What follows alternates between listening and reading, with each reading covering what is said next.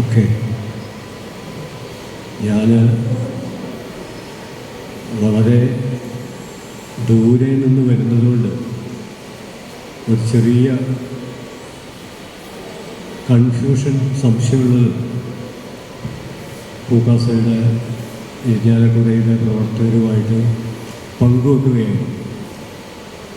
എത്ര സമയം എന്നുള്ളതാണ് ഒരു സാംസ്കാരിക പ്രവർത്തകൻ്റെ, അതാരായാലും ശരി, മുമ്പിലുള്ള പ്രധാന ചോദ്യം. അതിന് ഇവിടെ പ്രഭാഷണത്തിന് എത്ര സമയം എന്ന പരിമിതമായ അർത്ഥമുണ്ട്. അതിനപ്പുറത്തൊരു രൂപകം എന്ന നിലയിൽ, മെറ്റഫർ എന്ന നിലയിലുള്ള അർത്ഥവുമുണ്ട്. ഞാൻ ആദ്യത്തെ അർത്ഥത്തിൽ എനിക്ക് എന്നെ തുടർന്ന് മലയാളത്തിൻ്റെ പ്രിയപ്പെട്ട കവി ശ്രീ രാവണി ഉൾപ്പെടെ സംസാരിക്കാനുണ്ട്. അദ്ദേഹത്തെ ആദരിക്കുന്ന, അഭിവാദ്യം ചെയ്യുന്നൊരു വേദി, അദ്ദേഹത്തിൻ്റെ കാവ്യാനുഭവങ്ങളെക്കുറിച്ച് കേൾക്കാൻ നാം വളരെ തൽപരരായിരിക്കും. അത്തരമൊരു വേദി, ഈ വിഷയം, പ്രത്യേകിച്ചും കവിതയും ജീവിതവും എന്നുള്ളൊരു വിഷയം സംസാരിക്കുമ്പോൾ ആ ഒരു ആലോചനാ വിഷയത്തിന് സത്യം പറഞ്ഞാൽ ഒരു അതിർത്തിയില്ല, അതിർത്തിരഹിതമാണ്. അഥവാ ഒരു അതിർത്തി ഉണ്ടെങ്കിൽ അത് ചരിത്രം നിർണ്ണയിക്കുന്ന ഒരതിർത്തി മാത്രമാണ്. അതിനപ്പുറത്ത് അതിനൊരു അതിർത്തിയുണ്ട്. സാധാരണ കവിത എന്ന് കേൾക്കുമ്പോൾ നമ്മൾ കരുതുന്ന കവിതയെക്കുറിച്ചല്ല ഞാൻ സംസാരിക്കാൻ ശ്രമിക്കുന്നത്. സാധാരണ കവിത എന്നുള്ളത് കൊണ്ട് ദൃഢപ്പെട്ടൊരർത്ഥം നമുക്കുണ്ട്. ആഴ്ചപ്പതിപ്പിലൊക്കെ അച്ചടിച്ച് വരുന്ന, കവിയരങ്ങിൽ ചൊല്ലുന്ന, നമുക്കൊക്കെ പരിചയമുള്ള, വരി മുറിച്ചോ വരി മുറിക്കാതെയോ എഴുതുന്ന, പദ്യത്തിലോ ഗദ്യത്തിലോ വാർന്ന് വീഴാവുന്ന, ഭാഷയുടെ മാധ്യമികതയിലൂടെ മാത്രം സംഭവിക്കുന്ന നമ്മുടെ ജീവിത സാക്ഷാത്കാരത്തിൻ്റെ ഒരു സംഗ്രഹം എന്ന അർത്ഥത്തിൽ നമുക്ക് പരിചിതമായ ഒരു കവിതയുണ്ട്. ആ കവിത സാഹിത്യത്തിലെ ഒരു ജനർ എന്ന അർത്ഥത്തിൽ പ്രസക്തമാണ്. ഇവിടെ നമ്മൾ രാവണി മാഷയെ അഭിവാദ്യം ചെയ്യുമ്പോൾ ആ അർത്ഥത്തിലുള്ളൊരു കവിതയെക്കുറിച്ചാണ് പ്രധാനമായിട്ടും നമ്മൾ പറയുന്നത്.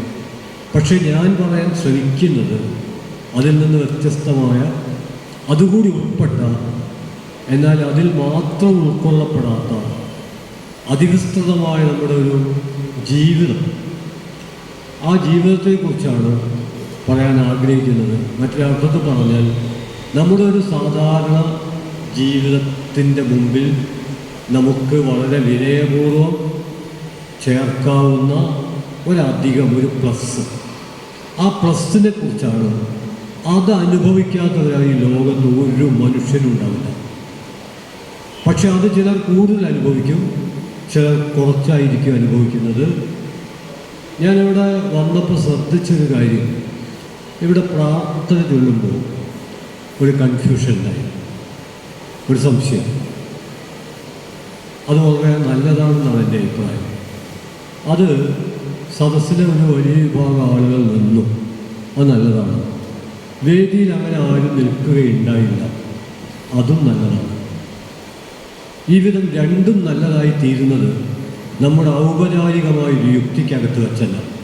ഔപചാരികമായ യുക്തിക്കകത്ത് വെച്ച് പ്രാർത്ഥനയുടെ സമയത്ത് നിൽക്കുന്നത് ശ്രേഷ്ഠവും ഇരിക്കുന്നത് അത്ര ശ്രേഷ്ഠമല്ലാത്തതുമായ പെരുമാറ്റമായിട്ടാണ് നാം കരുതുന്നത്.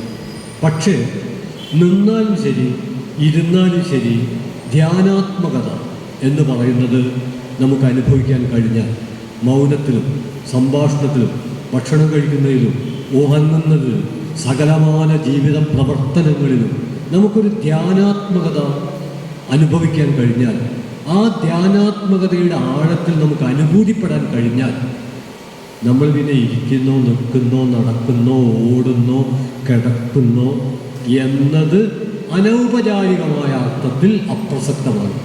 ഔപചാരികമായ അർത്ഥത്തിൽ പ്രസക്തമാകും. കാരണം ഔപചാരികതയ്ക്ക് വളരെ ദൃഢപ്പെട്ട ചില മാതൃകകളും, ആ മാതൃകകളിൽ നിന്നൊരാൾ വ്യതിചലിക്കുമ്പോൾ ഔപചാരികതയ്ക്ക് അസ്വസ്ഥതയുണ്ടാവും. എന്നാൽ അസ്വസ്ഥതക്കും സ്വസ്ഥതക്കും അപ്പുറത്താണ് അനൗപചാരികത. ഈ അനൗപചാരികതയുടെ ആഘോഷത്തെയാണ് ജീവിതത്തിൽ നമ്മളൊക്കെ അറിഞ്ഞോ അറിയാതെയോ നമ്മുടെ ശരാശരി ജീവിതത്തിനപ്പുറത്തേക്ക് കവിയുമ്പോൾ നമുക്ക് തന്നെ എത്തിപ്പിടിക്കാനാവാത്ത ഒരു ഉയരത്തിൽ നിന്ന് നമ്മളിലെ തന്നെ മറ്റേതോ നമ്മൾ താഴെ നിൽക്കുന്ന നമ്മളെ നോക്കുമ്പോൾ ഉണ്ടായിത്തീരുന്ന വിസ്മയത്തിൽ നമുക്ക് അനുഭവപ്പെടുന്ന നിർവൃതിയുടെ ചുരുക്കപ്പേര് എന്ന അർത്ഥത്തിൽ ആണ് ഞാൻ കവിതയെ കവിയുന്നത്. ട്രാൻസെൻഡൻ്റൽ, അതിവർത്തനം, അതിർത്തികൾക്കപ്പുറം എന്ന അർത്ഥത്തിൽ മനസ്സിലാക്കാൻ ശ്രമിക്കുന്നത്. ഇതതിൻ്റെ ഏക നിർവചനമല്ല. അങ്ങനെ ഒരു ഏക നിർവചനത്തിൽ നിശ്ചലമായി തീരേണ്ട ഒന്നല്ല കവിത. അത് പലതിലേക്ക് പടരേണ്ടതാണ്. നമ്മളിന്ന് ഉപയോഗിക്കുന്ന ഏറ്റവും പ്രധാനപ്പെട്ട ഇന്ത്യൻ ജീവിതത്തെക്കുറിച്ച് പറയുമ്പോൾ ഇവിടെ പലരും പങ്കുവച്ച അല്ലെങ്കിൽ പങ്കുവച്ചിട്ടില്ലെങ്കിൽ പോലും നമ്മുടെ ചങ്ക് പൊള്ളിക്കുന്ന, കേരളത്തിലായിരിക്കുമ്പോൾ മതനിരപേക്ഷ ജീവിത പശ്ചാത്തലത്തിൻ്റെ ഒരു കാവലുള്ളത് കൊണ്ട് നമുക്കൊരു വിധത്തിൽ ഒരുമിച്ച് പോകാൻ, ഒത്തുപോകാൻ കഴിയുമ്പോൾ അത് നൽകുന്നൊരു ആഹ്ലാദവും അഭിമാനമൊക്കെ ഉണ്ട്. എന്നാൽ കേരളത്തിന് പുറത്താവുമ്പോൾ, കേരളത്തിന് പുറത്തുള്ളവരെ കുറിച്ച് ആലോചിക്കുമ്പോൾ നമുക്കുണ്ടാകുന്ന ഒരു പെടച്ചിലുണ്ട്. ഞാൻ സൂചിപ്പിക്കുന്നത് മതനിരപേക്ഷതയുടെ ഒരു പശ്ചാത്തലത്തിൽ മലയാള ജീവിതം അനുഭവിക്കുന്ന ഒരു സ്വസ്ഥതയും സമാധാനവും എന്തൊക്കെ പരിമിതി ഉണ്ടെങ്കിലും നമുക്കുണ്ട്. അതുണ്ടായിത്തീർന്നത് എങ്ങനെയാണ് എന്ന് നമ്മൾ ആലോചിക്കുമ്പോൾ അതിലൊരു കവിതയുണ്ട്. ഉദാഹരണമായിട്ട് നമുക്കെല്ലാവർക്കും പരിചിതമാണ്, നമ്മളൊക്കെ പഠിച്ചിട്ടുണ്ട്. നമ്മൾ ഏത് സാംസ്കാരിക പ്രഭാഷണത്തിൽ അവസരം കിട്ടിയാൽ അഭിമാനത്തോടെ പറയും 1893 സെപ്റ്റംബർ 11 വിവേകാനന്ദ സ്വാമികൾ ചിക്കാഗോവിൽ നടത്തിയ പ്രഭാഷണം. ആ പ്രഭാഷണത്തിലെ മുഴുവനൊന്നും നമ്മൾ പറഞ്ഞിട്ടില്ലെങ്കിലും അത് മുഴുവൻ പലരും പല കാരണങ്ങളാൽ വായിച്ചിട്ടില്ലെങ്കിലും വായിച്ചിട്ടും അത് വേണ്ട വിധം പലർക്കും മനസ്സിലാക്കാൻ കഴിഞ്ഞിട്ടില്ലെങ്കിലും അതിലൊരു കാര്യം നമ്മൾ മനസ്സിലാക്കിയിട്ടുണ്ട്. അത് അമേരിക്കയിലെ ആ സർവമത സമ്മേളനത്തിൽ ഏറ്റവും പിറകിലായിരുന്ന സ്വാമി വിവേകാനന്ദൻ ഒരൊറ്റ സംബോധന കൊണ്ട് ഏറ്റവും മുന്നിലായിത്തീരുകയുണ്ടായി. ആ സംബോധന ഇന്ന് നമുക്ക് ഒരു പുതുമയില്ല, അത് നമ്മളെ പരിഭ്രമിപ്പിക്കുന്നില്ല. അത്രമേൽ പരിചിതമായി ആ സംബോധന ഇതാണ്: അമേരിക്കയിലെ എൻ്റെ പ്രിയപ്പെട്ട സഹോദരീ സഹോദരന്മാരെ, ഞാൻ ഉറപ്പിച്ചു പറയുന്നു, 1893 സെപ്റ്റംബർ 11 നെഞ്ചത്ത് കൈവച്ച ആത്മാർത്ഥതയോടുകൂടി ഇന്ത്യയുടെ അഭിമാനമായ സ്വാമി വിവേകാനന്ദന് അമേരിക്കയിൽ നിന്ന് ആ വിധം പ്രസംഗിക്കാൻ കഴിയുമായിരുന്നു. എന്നാൽ ഇന്ത്യയിൽ അദ്ദേഹത്തിന് ആ വിധം ഉള്ളിൽ തട്ടി സഹോദരി സഹോദരന്മാരെ എന്ന് വിളിക്കാൻ കഴിയുമായിരുന്നില്ല. അതിൻ്റെ കാരണം അമേരിക്കയിൽ നിന്ന് വ്യത്യസ്തമായി, അമേരിക്കയിൽ വർണ്ണവിവേചനമുണ്ട്, അതുപോലെ തന്നെ സാമ്പത്തിക വിവേചനമുണ്ട്. നിസ്സഹായരായ മനുഷ്യരുടെ കാലിലും കഴുത്തിലും ചങ്ങലയിട്ട് മൃഗങ്ങളെ പോലെ പരിഗണിക്കുന്ന ഏറ്റവും അവികസിതമായ മാനസികാവസ്ഥ അന്നുണ്ടായിരുന്നില്ലെങ്കിലും ട്രംപില്ലാത്തതുകൊണ്ട് മാത്രമല്ല, അതിനെ സാധ്യമാക്കുന്ന ഒരു പ്രത്യയശാസ്ത്രം അന്ന് രൂപപ്പെടാത്തതുകൊണ്ട് ആ വിധത്തിലുള്ള പരിമിതികളൊന്നും ഉണ്ടായിരുന്നില്ല. പക്ഷേ എങ്കിലും അമേരിക്കയിലും പരിമിതി ഉണ്ടായിരുന്നു. എന്നാലും അവിടെ വെച്ച് സഹോദരി സഹോദരന്മാരെ എന്ന് വിളിക്കാൻ കഴിയുകയും 1893 ഇന്ത്യയിൽ വെച്ച്, എന്തിന് ഈ കേരളത്തിൽ വെച്ച് പോലും 1893 ആ വിധം വിളിക്കാൻ കഴിയുമായിരുന്നില്ല. 1892 മലയാളത്തിൻ്റെ വലിയ സ്ഫോടനമുണ്ടാക്കിയ കൃതി, ആദ്യത്തെ ലക്ഷണമൊത്ത നോവൽ പോത്തേരി കുഞ്ഞമ്പുവിൻ്റെ സരസ്വതി വിജയം പുറത്തു വരുന്നത്. പാഠപുസ്തകത്തിൽ നമ്മൾ പഠിച്ചത്, നമ്മുടെ നോവൽ സാഹിത്യ ചരിത്രം നമ്മളോട് പറഞ്ഞുകൊണ്ടിരുന്നത് 1889 ഒയാരത്ത് ചന്തുമേനോൻ്റെ ഇന്ദുലേഖയാണ് ലക്ഷണമൊത്ത കൃതി എന്നാണ്. അത് MP പോളൊക്കെ പറയുന്ന, EM ഫോസ്റ്ററൊക്കെ പറഞ്ഞിട്ടുള്ള നോവലിൻ്റെ എല്ലാ ലക്ഷണങ്ങളും ഒത്ത കൃതിയായിരിക്കും. എന്നാൽ ആ കാലത്തെ കേരളത്തിലെ മനുഷ്യൻ്റെ അന്തർസംഘർഷങ്ങളെ അതിൻ്റെ ആഴത്തിൽ അടയാളപ്പെടുത്തിയത് ചന്തുമേനോൻ്റെ ഇന്ദുലേഖയല്ല. ഇന്ദുലേഖ തീർച്ചയായിട്ടും ആ കാലത്തെ മേൽത്തട്ടിലെ സാമൂഹ്യ സംഘർഷങ്ങളെ അവതരിപ്പിക്കുന്നതിൽ മുന്നിൽ നിന്നിട്ടുണ്ട്. അത് നമ്മുടെ സാഹിത്യ ചരിത്രത്തിൻ്റെ ഭാഗമാണ്. അത് നമ്മൾ കാണാതിരിക്കേണ്ട കാര്യമില്ല. പക്ഷേ അന്നത്തെ കാലവും പിൽക്കാലവും കാണാതിരുന്ന ഒരു കൃതി ഇന്നേറെ മുന്നോട്ട് വന്നിട്ടുണ്ട്. ആ കൃതിയാണ് പോത്തേരി കുഞ്ഞമ്പുവിൻ്റെ സരസ്വതി വിജയം. അത് ജാതി മേൽക്കോയ്മക്കെതിരെയുള്ള പുലയൻ കുഞ്ഞമ്പു എന്ന് അപഹസിക്കപ്പെട്ട 2025 മലയാള ഭാഷയുടെ അവസ്ഥയും ഒട്ടും മെച്ചമല്ല. ഇന്നും നമ്മൾ ഒന്ന് പറഞ്ഞ് രണ്ടാമത്തതിന് തെറി വിളിക്കണമെന്നുണ്ടെങ്കിൽ അറിഞ്ഞോ അറിയാതെയോ പുലയാട്ട് ഉൾപ്പെടെ ഒരു വലിയ ജനവിഭാഗത്തെ ആക്ഷേപിക്കുന്ന വാക്കുകളാണ്.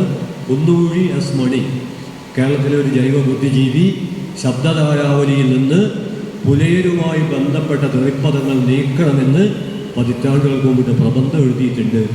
പക്ഷേ നമ്മുടെ ശബ്ദധാരാവലിയിൽ, നമ്മുടെ നിഘണ്ടുവിലും, നമ്മുടെ ജീവിതത്തിലും ഇന്നും തെറി വിളിക്കണമെങ്കിൽ നമ്മൾ അധസ്ഥിത ജീവിതങ്ങളെയാണ് ആക്രമിക്കുന്നത്. ഇന്നും തമാശ പറയണമെങ്കിൽ നമ്മൾ സ്ത്രീകളുടെ ശരീരത്തിലേക്കും മറ്റുമാണ് ഇടിച്ചു കയറുന്നത്. ഞാൻ പറഞ്ഞു വരുന്നതിൻ്റെ ഒരു ചുരുക്കം, 1893 സെപ്റ്റംബർ 11 അമേരിക്കയിൽ വിളിച്ചത് ശരി, ഇന്ത്യയിൽ വിളിക്കാൻ പറ്റില്ല. കാരണം നമ്മൾ സഹോദരരല്ല. നമ്മുടെ ഒരു കാഴ്ചപ്പാട് സ്വീകരിച്ച് നോക്കിയാൽ, നമ്മൾ എങ്ങനെ പെയിൻ്റടിച്ചാൽ, മിനുസപ്പെടുത്തിയാൽ മേൽക്കീഴ് ബന്ധത്തിൻ്റെ ഒരു വലിയ സമാന്തര ലോകം പ്രവർത്തിക്കുന്നുണ്ട്. അതുകൊണ്ടാണ് ബാബാ സാഹിബ് അംബേദ്കർ, മഹാത്മാ അംബേദ്കർ പറഞ്ഞത്, ഇന്ത്യൻ ജനാധിപത്യം എന്ന് പറയുന്നത് ഇന്ത്യൻ മണ്ണിൻ്റെ മേൽപ്പാളി മാത്രമാണ്. അതിൻ്റെ അടിയിൽ അട്ടിയായിട്ട് ജാതി മേൽക്കോയ്മ നിലനിൽക്കുകയാണ്. ചിലർ വിചാരിക്കും ഏതെങ്കിലും ഒരു പ്രത്യേക മതത്തിൽ മാത്രമാണ്. പ്രത്യേക മതത്തിലൊന്നല്ല. ചിലർ വിചാരിക്കും ഏതെങ്കിലും ഒരു പ്രത്യേക ജാതിക്കാരിൽ മാത്രമാണ്. ഒരു പ്രത്യേക ജാതിക്കാരിൽ മാത്രമല്ല, ഇന്ത്യൻ മനുഷ്യരിൽ മുഴുവൻ. അതിൻ്റെ ഉത്ഭവം തീർച്ചയായിട്ടും ജാതി മേൽക്കോയ്മ പ്രത്യയശാസ്ത്രത്തിൽ നിന്നാണ്, അതിൽ സംശയമില്ല. പക്ഷെ അതെല്ലായിടത്തേക്കും വ്യാപിച്ചിട്ടുണ്ട്. സൈദ്ധാന്തികമായി ജാതിയോട് വിയോജിക്കുന്നു, അതിനെ എതിരിടുന്ന കാഴ്ചപ്പാടുകളിലേക്ക് പോലും അത് നുഴഞ്ഞു കയറിയിട്ടുണ്ട്. എന്നിലും നിങ്ങളിലും നമ്മൾ അറിഞ്ഞു അറിയാതെയും അത് നിലനിൽക്കുന്നുണ്ട്. ഉത്കൃഷ്ടം മ്ലേച്ഛം, ഉയർന്നത് താഴ്ന്നത്, കൊള്ളുന്നത് കൊള്ളരുതാത്തത് എന്നൊക്കെ കരുതുന്ന നമ്മുടെ കാഴ്ചപ്പാട് ഒഴിച്ചു നോക്കിയാൽ അതിനടിയിൽ പ്രച്ഛന്ന ജാതിബോധം കാണാൻ പറ്റും. നമ്മുടെ എഴുത്തിലുണ്ട്, നമ്മുടെ മെറ്റഫറിലുണ്ട്, രൂപകത്തിലുണ്ട്, നമ്മുടെ ഭാവനയിൽ ഒക്കെ അത് പടർന്നിരിക്കുകയാണ്. ഞാൻ പറയാൻ ശ്രമിക്കുന്നത്, നമ്മൾ കവിതയെക്കുറിച്ച് പറയുമ്പോൾ മലയാളത്തിൽ രണ്ടുപേർ തമ്മിൽ കാണുമ്പോൾ, ഈ 2025 ഒരു 10-20 കൊല്ലമായിട്ട് നമ്മൾ തമ്മിൽ കാണുമ്പോൾ ഒന്നും ചോദിക്കാനില്ലെങ്കിലും നമ്മൾ ചോദിക്കുന്ന ഒരു വെറും ചോദ്യമുണ്ട്, എന്തൊക്കെയുണ്ട് എന്നാണ് ആ ചോദ്യം. അതൊരു പോയറ്റ്, അതൊരു കവിതയാണ്. ഒരു ജനത ഒന്നിച്ചെഴുതിയ, കണ്ണീരിലും ചോരയിലും എഴുതിയ കവിതയാണ് എന്തൊക്കെയുണ്ട് എന്നത്. മുമ്പ് കേരളത്തിൽ അങ്ങനെ ഒരു ചോദ്യം സാധ്യമല്ല. രണ്ടുപേർ കണ്ടാൽ ചോദ്യം പോലും ഉണ്ടാവില്ല. ഇനി അഥവാ ചോദിക്കുകയാണെങ്കിൽ ഒന്നാമത്തെ ചോദ്യം ജാതിയിൽ ആരാന്നായിരിക്കും. അതിൻ്റെ അർത്ഥം അടുക്കാമോ, തൊടാമോ, ഒന്നിച്ചിരിക്കാമോ, സംസാരിക്കാമോ, ചവിട്ടി വീഴ്ത്തണോ, വെട്ടിക്കൊല്ലണോ, ഇതൊക്കെയാണ് അതിൻ്റെ അർത്ഥം. അത്രയൊന്നും മുമ്പല്ല, ഒരു 10-90 കൊല്ലം മുമ്പ്, 90 കൊല്ലമായിട്ടില്ല, പാലക്കാട്ട് നമുക്കെല്ലാവർക്കും അറിയാവുന്നതാണെങ്കിലും ചില കാര്യങ്ങൾ ആവർത്തിച്ചേ പറ്റും. ഞാൻ എത്ര സമയം എടുക്കാമെന്നൊക്കെ ചോദിക്കുന്നത് അതിനു വേണ്ടിയാണ്. കാരണം എന്താ വെച്ചാൽ സാംസ്കാരിക പ്രഭാഷണം എന്ന് പറഞ്ഞാൽ ഒരു സമരമാണ്. ആളുകളെ തൃപ്തിപ്പെടുത്തുക, ഇക്കിളി കൂട്ടുക, ഇതൊന്നും സാംസ്കാരിക പ്രഭാഷണത്തിൻ്റെ ലക്ഷ്യമല്ല. ഇത് സാംസ്കാരിക സമരമാണ്. ഇപ്പം ഞാനിവിടെ വരുമ്പോൾ എനിക്ക് ഒരുപാട് ആളുകൾ കൈയൊക്കെ തന്നു, വളരെ സൗഹൃദമൊക്കെയാണ്. മിക്കവാറും എല്ലാ സ്ഥലത്തും വരുമ്പോഴും അങ്ങനെയാണ്. പോവാൻ നേരത്ത് കുറഞ്ഞിട്ടില്ലെങ്കിൽ ഈ പ്രഭാഷണത്തിനെന്തോ കുഴപ്പമുണ്ട് എന്ന് എനിക്ക് തോന്നുകയും രാത്രി വീട്ടിൽ ചെന്നാൽ ശരിക്കും ഉറക്കം കിട്ടാതിരിക്കുകയും ചെയ്യും. അപ്പോൾ ഞാൻ പറഞ്ഞു വരുന്നത്, എന്തൊക്കെയുണ്ട് എന്ന ചോദ്യം സാധ്യമാവണമെങ്കിൽ മിനിമം നമുക്കിടയിൽ ഒരു ജനായത്വം വേണം. എന്നാലേ എന്തൊക്കെയുണ്ട് എന്ന് ചോദിക്കാൻ പറ്റൂ. അതൊരു ലെവല്ലറാണ്. ലെവല്ലർ എന്ന് പറഞ്ഞൊരു പ്രസ്ഥാനം തന്നെ ഇംഗ്ലണ്ടിൽ ഉണ്ടായിരുന്നു. ഇടിച്ച് നിരപ്പാക്കൽ എന്നതിൻ്റെ അർത്ഥം. ആരും മുകളിലുമല്ല, ആരും താഴെയുമല്ല, നമ്മളൊപ്പത്തിനൊപ്പം. അതേസമയം ചില കാര്യങ്ങളിൽ, അവിടെയാണ് ഫങ്ഷണൽ എന്ന് നമ്മൾ പറയുന്നത്, ചില കാര്യങ്ങളിൽ ചിലർ മുന്നിലായിരിക്കും, എന്നാൽ പല കാര്യങ്ങളിൽ അവർ പിന്നിലായിരിക്കും. അങ്ങനെ ഒരുപാട് വ്യത്യസ്തതകൾ. ഇതിനെയാണ് നമ്മൾ വൈവിധ്യം എന്ന് പറഞ്ഞത്. ഇതാണ് നാനാത്വം, ഇതാണ് അനേകത, ഇതാണ് പലമ, ഇതാണ് നമ്മൾ വികേന്ദ്രീകരണം എന്ന് പോലും പറയുന്നത്. അതിൽ നിന്ന് വ്യത്യസ്തമായിട്ട് ഈ ജാതി മേൽക്കോയ്മയുടെ ഒരു കേന്ദ്രീകരണം നമ്മുടെ മസ്തിഷ്കത്തിലും നമ്മുടെ ശരീരത്തിലും നമ്മുടെ രക്തത്തിലുമൊക്കെ ഉള്ള ഒരവസ്ഥയിൽ അമേരിക്കയിൽ വെച്ച് സഹോദരി സഹോദരന്മാരെന്ന് വിളിക്കാൻ പറ്റും, ഇന്ത്യയിൽ വിളിക്കാൻ പറ്റില്ല. വിളിക്കാൻ പറ്റിയേക്കും, ഉള്ളറിഞ്ഞിട്ട് വിളിക്കാൻ പറ്റില്ല. ഉള്ളറിഞ്ഞ് വിളിക്കാതെ കേൾക്കുന്നവർക്കും വിളിക്കുന്നവർക്കും ഉള്ളിലൊരു ഉണർവും ഉണ്ടാവില്ല. വെറുതെ വിളിക്കാൻ പറ്റും. അതുകൊണ്ട് ഞാൻ ആമുഖമായിട്ട് സൂചിപ്പിക്കുന്നത്, കേരളത്തിൽ പോലും 1888 ശ്രീനാരായണ ഒരു അരുവിപ്പുറം പ്രതിഷ്ഠകൾ നടത്തുന്നത്. ഇത് മാതൃകാ സ്ഥാനമാണ്, ഇനി രണ്ടാലുമല്ല എന്നൊക്കെ പറയുന്നത്. പക്ഷേ 1936 പാലക്കാട് ജില്ലയിലെ ഒറ്റപ്പാലത്തിനടുത്തുള്ള കണിയാമ്പുറം എന്ന സ്ഥലത്ത് ശിവരാമൻ എന്ന ഈഴവ യുവാവ് അപ്പുണ്ണി നായരുടെ പീടികയിൽ ചെന്നിട്ട് ഉപ്പ് തരിൻ എന്ന് പറഞ്ഞതിൻ്റെ പേരിൽ മാത്രം കൊല്ലപ്പെട്ടത്. ചരിത്രം സാക്ഷി. രേഖപ്പെടുത്തപ്പെടാത്ത ഒരു കീഴാള മരണം നമ്മുടെ ചരിത്രത്തിൽ രേഖപ്പെടുത്തപ്പെടുകയില്ല. അവഹേളിക്കപ്പെടുന്ന, അരക്ഷിതത്വം അനുഭവിക്കുന്ന കീഴാളൻ്റെ ജീവിതം നമ്മുടെ സാഹിത്യത്തിലൊന്നും അത്ര കൃത്യമായിട്ട് അടയാളപ്പെടുത്തപ്പെടുകയില്ല. അത് അടയാളപ്പെടുത്തണമെങ്കിൽ അതടയാളപ്പെടുത്തിയേ പറ്റൂ എന്ന് നിർബന്ധിക്കുന്ന ആശയങ്ങൾ നിരന്തരം ഉത്പാദിപ്പിക്കപ്പെടണം. അതിനുവേണ്ടിയാണ്. അല്ലാതെ ഒയാലത്ത് ചന്തുമേനോൻ്റെ പ്രതിഭയിൽ ഒരു സംശയമുള്ളതുകൊണ്ടൊന്നുമല്ല പോത്തേരി കുഞ്ഞമ്മൂൻ്റെ നോവൽ അതാണ് ലക്ഷണമൊത്തത് എന്ന് കേരളത്തിലെ സാംസ്കാരിക പ്രവർത്തകർ ആവർത്തിക്കേണ്ടത്. അങ്ങനെ നിരന്തരമായിട്ട് ബദൽ ആശയങ്ങൾ ഒരു സമൂഹത്തിൽ രൂപപ്പെട്ടു വന്നാൽ മാത്രമേ നമ്മുടെ എഴുത്തിലും കാഴ്ചപ്പാടിലും സമീപനത്തിലും ബന്ധങ്ങളിലും ഒക്കെ. ഞാൻ പറഞ്ഞു വന്നത്, ശിവരാമൻ അപ്പുണ്ണി നായരുടെ പീടികയിൽ ചെന്നിട്ട് ഉപ്പ് തരിൻ എന്ന് പറഞ്ഞപ്പോൾ അപ്പുണ്ണി നായർ നിരപ്പലക കൊണ്ട് ശിവരാമൻ്റെ മൂർധാവിലടിച്ച് കൊല്ലാൻ എന്താണ് കാരണം? അപ്പുണ്ണി നായർക്ക് ശിവരാമനോടെന്ന വിരോധമുണ്ടോ? ഒരു വിരോധവുമില്ല. പക്ഷേ അധസ്ഥിത ഉപ്പ് എന്ന് ഉച്ചരിക്കാൻ പാടില്ല. അവർ പറയേണ്ടത് പുളിക്കുന്നത് എന്നാണ്. ഞാൻ എന്ന് പറയാൻ പാടില്ല, അടിയൻ റാൻ എന്ന് പറയണം.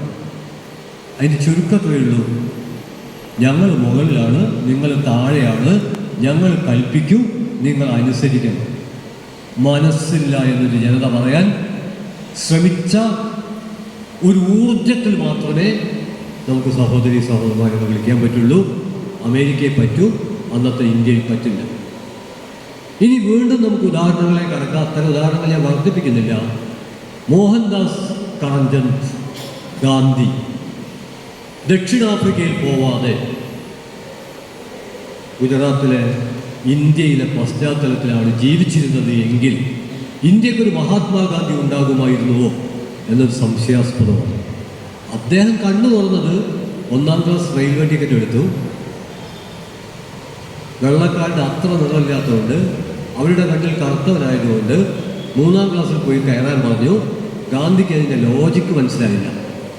എന്നാൽ ഗാന്ധി ഇവിടുത്തെ ഒരവസ്ഥിത സമൂഹത്തിലാണ് ജനിച്ചിരുന്നതെങ്കിൽ ഗാന്ധിക്ക് അതിൻ്റെ ലോജിക്ക് മനസ്സിലാവുമായിരുന്നു. ഗാന്ധി ഒരിടത്തട്ട് കായസ്ഥ വിഭാഗത്തിലായതുകൊണ്ട് ഗാന്ധിക്ക് ഇവിടെ അങ്ങനത്തെ ഒരു അനുഭവം ഉണ്ടായിട്ടില്ല. എന്നാൽ ഇവിടുത്തെ ഏറ്റവും അടിത്തട്ടിലൊരു മനുഷ്യനാണ് ട്രെയിനിൽ അങ്ങനെ ഒരു അനുഭവം ഉണ്ടായതെങ്കിൽ അയാൾക്കതിൽ പുതുമ ഉണ്ടാവില്ല. അവിടെ 1ാം ക്ലാസ് ടിക്കറ്റ് എടുത്തിട്ട് 1ാം ക്ലാസ് കയറി കുറച്ച് നേരം ഇരിക്കാൻ പറ്റിയാണ്. ഇവിടെ ഇരിക്കാൻ പറ്റുമോ? പറ്റില്ല. അപ്പോൾ ഞാൻ സൂചിപ്പിക്കുന്നത്, ആ ചവിട്ട് കിട്ടിയത് കൊണ്ട് ഇന്ത്യക്കൊരു മഹാത്മാവിനെ കിട്ടി എന്ന് പറയുന്നതിലൊരു ക്രൂരതയുണ്ട്. പക്ഷെ അതിലൊരു ചരിത്ര സത്യമുണ്ട്. ഇത്രയും ചൂണ്ടിക്കാണിക്കുന്നത് ശിവരാമൻ എന്ന ഈഴവ യുവാവ് കൊല്ലപ്പെടുന്നത് 936. അതുകൊണ്ട് സാഹോദര്യം എന്നൊരാശയം അത് നമ്മളിങ്ങനെ അലസമായിട്ട് ജീവിച്ചതുകൊണ്ടുണ്ടായതല്ല, നമ്മൾ സമരോത്സുകമായി ജീവിച്ചതുകൊണ്ടുണ്ടായതാണ്. അതുകൊണ്ട് ഞാൻ ആമുഖമായി പറയുന്ന ഒന്നാമത്തെ കാര്യം, പ്രഭാഷണത്തിൻ്റെ തുടക്കത്തിൽ കത്തെഴുതുമ്പോൾ പ്രബന്ധം എഴുതുമ്പോൾ ഒക്കെ നമ്മൾ അലസമായി പറഞ്ഞു വരുന്ന ബഹുമാനപ്പെട്ട പ്രിയപ്പെട്ട സഹോദരൻ, ഇനി അതിൻ്റെയൊക്കെ ഏട്ടനുണ്ട്. ഇതിൻ്റെ മുഴുവൻ മൂല്യങ്ങളും ഒന്നിച്ചു ചേർന്ന് മനുഷ്യ സ്നേഹത്തിൻ്റെ മഹാകാവ്യമായി മാറിയൊരു സംബോധന, അത് ഉള്ളിത്തട്ടി വിളിക്കാൻ കഴിഞ്ഞാൽ, ഉള്ളിത്തട്ടി കേൾക്കാൻ കഴിഞ്ഞാൽ അത് ജ്വലിക്കുന്നൊരു കവിതയായിരിക്കും. എനിക്ക് ഉറപ്പില്ല ഉള്ളിത്തട്ടി എനിക്ക് വിളിക്കാനാവുമോ, നിങ്ങൾക്ക് ഉറപ്പുണ്ടോ ഉള്ളിൽ തട്ടി കേൾക്കാനാവുമോ എന്നും എനിക്ക് അറിഞ്ഞുകൂടാ. പക്ഷെ ആ സംബോധനയാണ് സൗഹൃദവും സ്നേഹവും ബഹുമാനവും പ്രിയവും സാഹോദര്യവും എല്ലാം സംഗമിക്കുന്ന ആ മഹാസംബോധനയാണ് ചരിത്രത്തെ ചുവപ്പിച്ച സഖാക്കളെ എന്ന സംബോധന. അതാണ് പാമ്പുകടിയേറ്റിട്ട് മരണമടുത്തെത്തി മൃത്യുദേവത അടിവെച്ച് വരുന്ന ശബ്ദം കേട്ടപ്പോൾ കടപ്പാട് താരാശങ്കർ ബാനർജിയുടെ ആരോഗ്യനിലയാണ്. ആ ശബ്ദം കേട്ടപ്പോൾ സഖാ കൃഷ്ണപിള്ള മരണം അടുത്ത് വന്ന് കഴിഞ്ഞു, സഖാക്കളെ മുന്നോട്ട് എന്ന് പറയുമ്പോൾ ആ പറച്ചില് ഞാനീ പറഞ്ഞ സൗഹൃദം, സ്നേഹം, സംവാദം, സമരം എല്ലാം അടങ്ങിയിട്ടുണ്ട്. അത് കവിതയല്ലെങ്കിൽ, അവിടെയാണ് ഞാൻ കവിതയെ കാണുന്നത്. നമ്മുടെ ശരാശരി ജീവിതം, നമ്മൾ പല ഒത്തുതീർപ്പുകൾക്കിടയിലാണ് ജീവിക്കുന്നത്. അങ്ങനെ മാത്രമേ നമുക്കിന്ന് ജീവിക്കാൻ പറ്റൂ. പൊരുതൽ മാത്രമല്ല, പൊരുത്തപ്പെടലും കൂടി ചേർന്നാണ് നമ്മുടെ ഇന്നത്തെ ജീവിതം. ആ പൊരുത്തപ്പെടലിൽ ചിലത് ലജ്ജാകരമാണ്. ഈ സംസാരിക്കുന്ന ഞാൻ, കേൾക്കുന്ന നിങ്ങളടക്കം നമ്മളെ ഒന്ന് സ്കാൻ ചെയ്താൽ നമുക്ക് മനസ്സിലാവും ഏതൊക്കെ തരത്തിലുള്ള പൊരുത്തപ്പെടലുകളിലൂടെയാണ് നമുക്ക് കടന്നു പോകേണ്ടി വരുന്നത്. അതിനെക്കുറിച്ചൊന്നും നമ്മൾ അധികം ആലോചിച്ചിരിക്കാത്തത് കൊണ്ടാണ് നിൽക്കാനും ഇരിക്കാനും നമ്മൾ ബാക്കിയാവുന്നത്. അത്രയും ലജ്ജാകരമായ പലതിനോടും പൊരുത്തപ്പെട്ടുകൊണ്ടാണ്, എങ്കിലും ആ പൊരുത്തപ്പെടലിൽ ചെറിയ തോതിൽ പൊരുതുന്നത് കൊണ്ടാണ് നമുക്ക് ജനൽ പിടിക്കാത്തത്. അതുകൊണ്ട് പുരോഗമന കലാസാഹിത്യ സംഘത്തിൻ്റെ കേരളത്തിലെ മറ്റെല്ലാ കൂട്ടായ്മ എന്ന പോലെ ഇരിഞ്ഞാലക്കുടയിലെ ഈ കൂട്ടായ്മയെയും ഞാൻ ചെതല് പിടിക്കാത്ത ചൈതന്യവത്തായ ഒരു കൂട്ടായ്മയായിട്ടാണ് കാണുന്നത്. ആ അർത്ഥത്തിൽ ഇവിടെ നമ്മൾ രാഹുലിനെ അഭിവാദ്യം ചെയ്യുമ്പോൾ, രാഹുലിനെക്കുറിച്ച് തന്നെ എനിക്കൊരുപാട് പറയാനുണ്ട്. അദ്ദേഹത്തിൻ്റെ ഒരു കവിതാ സമാഹാരത്തിന് മുമ്പ് ഞാൻ ഒരു ചെറിയ ആമുഖക്കുറിപ്പ് എഴുതാൻ അവസരം കിട്ടിയിരുന്നു. അതൊരു സാംസ്കാരിക പ്രവർത്തകൻ എന്ന നിലയിൽ അഭിമാനമായിട്ടാണ് കരുതുന്നത്. അതേക്കുറിച്ചൊന്നും പറയുന്നില്ല. പക്ഷെ ഒരു ദിവസം രാത്രിയിൽ വളരെ അസ്വസ്ഥനായിട്ട് അദ്ദേഹം എന്നെ വിളിക്കുന്നു, ഒരു കവിത വായിച്ച് കേൾപ്പിക്കാൻ, ഫോണിലാണ്. ആ കവിതയുടെ പേര് നമോ നമ എന്നായിരുന്നു. ആ കവിതയ്ക്ക് ഇപ്പോൾ ഒരു പ്രസക്തിയുണ്ട്. ഞാൻ സാക്കിയ ജാഫ്രി മരിച്ചത്, അത് സത്യത്തിൽ മരണമല്ല, മരണമെന്ന് പറയാവുന്ന മരണമല്ലാത്തൊരു രക്തസാക്ഷിത്വമാണ്. അത് മനസ്സിലാവണമെങ്കിൽ 2002 ഫെബ്രുവരി മാസം ഗുജറാത്തിൽ നടന്ന വംശഹത്യയെക്കുറിച്ചുള്ള പ്രവർത്തനം, പുരോഗമന കലാസാഹിത്യ സംഘത്തിൻ്റെ പ്രവർത്തകർ എന്ന നിലയിൽ മലയാളത്തിൻ്റെ മാസ്റ്റർ ജീനിയസുകളിൽ ഒരാളെന്ന് എന്തുകൊണ്ടും വിളിക്കാവുന്ന കടമനിട്ടയുടെ നേതൃത്വത്തിൽ ഞങ്ങൾ പൂകാസ പ്രവർത്തകർ അവിടെ സന്ദർശിച്ചതിൻ്റെ പശ്ചാത്തലത്തിൽ കുറേ കൂടി അനുഭവങ്ങളുണ്ട്. നമ്മളൊരു സാധനം വായിക്കുന്നത്, ഒന്ന് കേൾക്കുന്നത്, അതിൽ നിന്ന് കുറച്ചുകൂടി സാന്ദ്രമാണ്, തീവ്രമാണ് നമ്മളൊരു കാര്യം നേരിട്ട് കാണുന്നത്. ആ കാണുമ്പോൾ നമുക്കുണ്ടാകുന്ന ഒരു സംഭവം കണ്ട ഒരാൾ പറഞ്ഞു വരുമ്പോൾ കേൾക്കുമ്പോൾ കുറച്ച് ചോർന്നു പോയിട്ടുണ്ടാകും. അപ്പോൾ ഗുജറാത്ത് വംശഹത്യാനന്തരം പൂക്കാസ് നടത്തിയ സന്ദർശനത്തിൻ്റെ പശ്ചാത്തലത്തിൽ ബോധ്യപ്പെട്ട ഒന്നാണ് ഗുൽബർഗ് സൊസൈറ്റി, അവിടുത്തെ അപ്പാർട്ട്മെൻറ്റ്സ്. അത് താരതമ്യേന അവിടുത്തെ സമ്പന്ന വിഭാഗം താമസിക്കുന്ന സ്ഥലമാണ്. അവിടെയാണ് ഇഹ്സാൻ ജാഫ്രി എന്ന MP-യുടെ വീട്. എപ്പോഴൊക്കെ സംഘർഷം ഉണ്ടാകുന്നുവോ അപ്പോഴൊക്കെ ഒരു അഭയകേന്ദ്രമായി മാറുന്ന സ്ഥലമായിരുന്നു ഗുൽബർഗ് സൊസൈറ്റി. പക്ഷേ പ്രധാനമന്ത്രി മുതൽ പോലീസ് ഉദ്യോഗസ്ഥൻ മുതൽ മുഖ്യമന്ത്രി മുതൽ എല്ലാവരുമായും ബന്ധമുണ്ടായിരുന്ന ആളാണ്. വെറൂര് പാർലമെൻറ്റ് MP അല്ല, മറിച്ച് കലാസാംസ്കാരിക രംഗത്തൊക്കെ നിറഞ്ഞു നിന്ന ഉറുദു ഭാഷയിലും മറ്റ് നിരവധി ഭാഷകളിലൊക്കെ പാണ്ഡിത്യം ഉണ്ടായിരുന്ന, ആഴത്തിൽ ജനബന്ധം സൂക്ഷിച്ചിരുന്ന, ഏത് പ്രതിസന്ധിയിലേക്കും ഇറങ്ങി നിൽക്കുമായിരുന്ന ഇഹ്സാൻ ജാഫറി. അതുകൊണ്ടാണ് 2002 ഫെബ്രുവരിയിൽ വലിയ സംഘർഷമൊക്കെ ഉണ്ടായപ്പോൾ ബാക്കി ഭാഗത്തെ ജനങ്ങൾ മുഴുവൻ ഇവിടെ എത്തിയ രക്ഷ കിട്ടുമെന്ന ഉറപ്പിൽ, ഇതിൽ വലിയൊരു പിടച്ചിലുണ്ടാക്കുന്ന സംഭവമുണ്ട്. ആ മനുഷ്യൻ മറ്റ് സ്ഥലങ്ങളിലേക്ക് മാറിയിരുന്നെങ്കിൽ അവർ രക്ഷപ്പെടുമായിരുന്നു. ഇഹ്സാൻ ജാഫറി തൻ്റെ ജീവൻ രക്ഷിക്കാൻ മാത്രം ശ്രമിച്ചിരുന്നുവെങ്കിലും ചിലപ്പോൾ അവർക്ക് രക്ഷപ്പെടാൻ കഴിയുമായിരുന്നു. പക്ഷെ അദ്ദേഹം തൻ്റെ ജീവൻ രക്ഷിക്കാൻ ശ്രമിച്ചില്ല. അദ്ദേഹം പ്രധാനമന്ത്രിക്ക് വിളിച്ചു, മുഖ്യമന്ത്രിക്ക് വിളിച്ചു, പോലീസ് ഉദ്യോഗസ്ഥന്മാർക്ക് വിളിച്ചു. അദ്ദേഹം നിയമത്തിലും നീതിയിലും വിശ്വസിച്ചു. പക്ഷേ നിയമവും നീതിയും അദ്ദേഹത്തിൻ്റെ മുമ്പിൽ കണ്ണടച്ചു. അദ്ദേഹത്തെ എങ്ങനെയാണ് കൊന്നതെന്നൊന്നും ഞാൻ പറയേണ്ട കാര്യമില്ല. 69 പേരെയാണ്. അതിൽ രക്ഷപ്പെട്ട ആളായിരുന്നു ഈ അടുത്ത് മരിച്ച അദ്ദേഹത്തിൻ്റെ പങ്കാളി സാക്കിയ ജാഫറി. ഇഹ്സാൻ ജാഫറിയെക്കുറിച്ചും സാക്കിയ ജാഫറിയെക്കുറിച്ചും മലയാളത്തിൽ എഴുതപ്പെട്ട ഏറ്റവും ഹൃദയസ്പർശിയായ ഒരു കവിതയാണ്. അന്ന് സാക്കിയ ജാഫറി ജീവിച്ചിരിക്കുന്നുണ്ട്.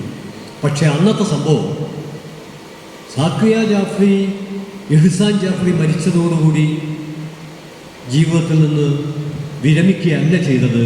അവർ ഒരു പോരാളിയായി മാറി. മനുഷ്യാവകാശത്തിൻ്റെ പോരാളി. ഹൈക്കോർട്ട്, സുപ്രീം കോർട്ട് മനുഷ്യാവകാശത്തിന് വേണ്ടി അവർ പോരാടി. സുപ്രീം കോടതിയിലും അവർ തോറ്റു.